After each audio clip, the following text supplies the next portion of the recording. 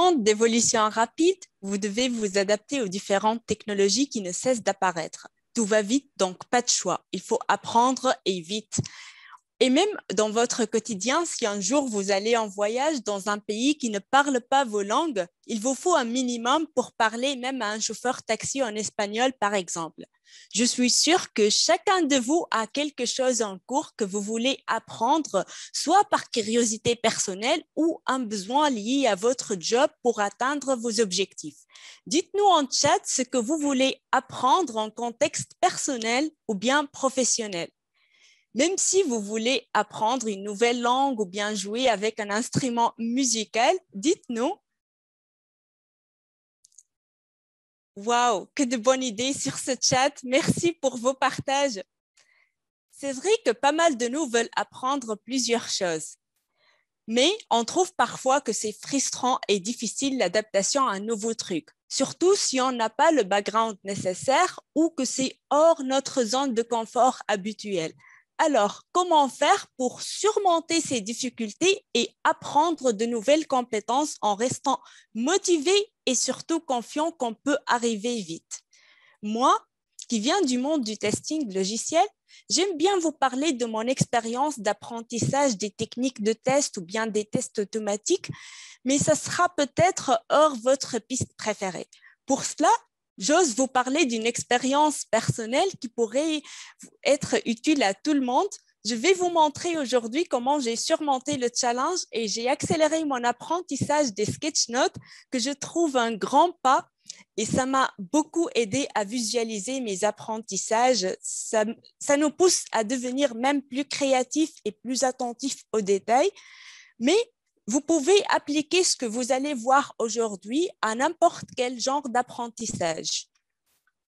Bref, c'était parmi mes objectifs de 2020 et j'ai voulu l'atteindre avant le mois de août pour l'appliquer lors de la conférence du Test Leadership Congress dont je fais partie des conférenciers.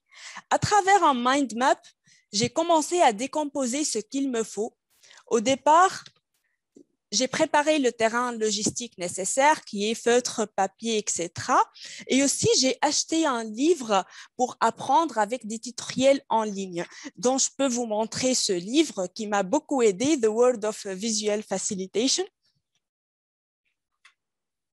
Après, j'ai estimé mon apprentissage à 20 heures durant le mois de juillet. Même si c'était en discontinu, j'ai accéléré en faisant des petits exercices. La fréquence n'était pas la même chaque jour, mais j'ai essayé de suivre un mode discontinu et de bien gérer mon temps pour y arriver avant le mi-août. Dès le début, j'ai trouvé qu'il me faut un minimum de compétences pour dessiner des icônes et les lier avec les idées. Ensuite, j'ai identifié que le juste nécessaire pour moi était de lier les idées et les dessins en une seule page pour un résumé bref et qui couvre tous les points nécessaires de ce que je veux. Ça semble simple, oui, mais à chaque nouveau départ, il y a toujours des barrières. Il faut juste les surmonter avec un état d'esprit sportif, avec toute notre énergie et croyez-moi, ça va arriver si on a la motivation nécessaire. Lancez-vous et ça va être génial. Je veux détailler comment j'ai surmonté les barrières pour accélérer mon apprentissage. Le concept lui-même était ma barrière.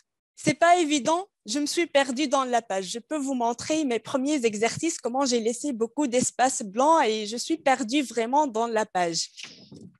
Mais pour éliminer ces obstacles, il m'a fallu plus de pratique. Suite à une recherche sur les réseaux, j'ai trouvé une communauté Slack qui s'appelle Sketchnote Army. Chaque jour, ils font un petit exercice. Dessiner un simple truc, par exemple hélicoptère, étoile, peu n'importe, et l'envoyer à tout le monde sur la chaîne pour avoir un feedback et pouvoir la possibilité d'amélioration.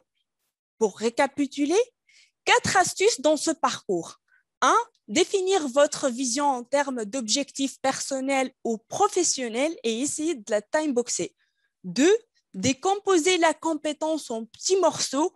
Vous pouvez faire un mind map avec les choses essentielles qu'un débutant doit savoir et décider par où commencer. 3. Créer votre MVP appel aux agilistes connectés à ce call.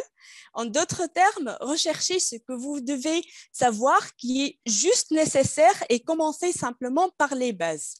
4. Supprimez les barrières qui vous empêchent d'atteindre vos objectifs.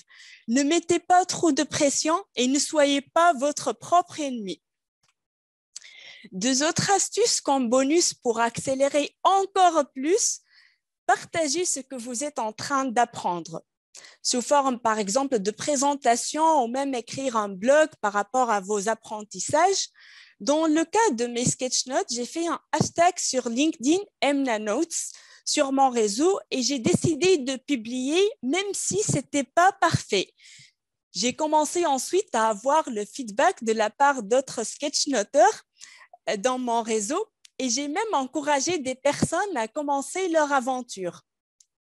Aussi, cherchez votre pair de votre réseau de communauté qui s'intéresse au même sujet et faire des sessions du pairing pour et apprendre ensemble.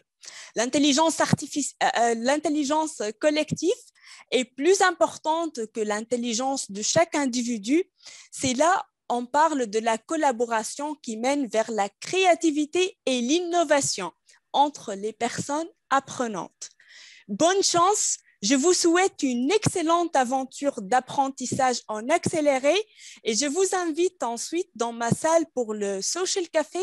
Et ça me fait grand plaisir de vous aider à identifier votre MVP et discuter ensemble ce que vous voulez apprendre en accéléré. À bientôt et je remercie vraiment Mina et Farida pour ce Boost Your Inspiration épisode 3. Ça me fait énormément plaisir d'être avec vous aujourd'hui. Merci encore une fois à tous les participants et à très bientôt.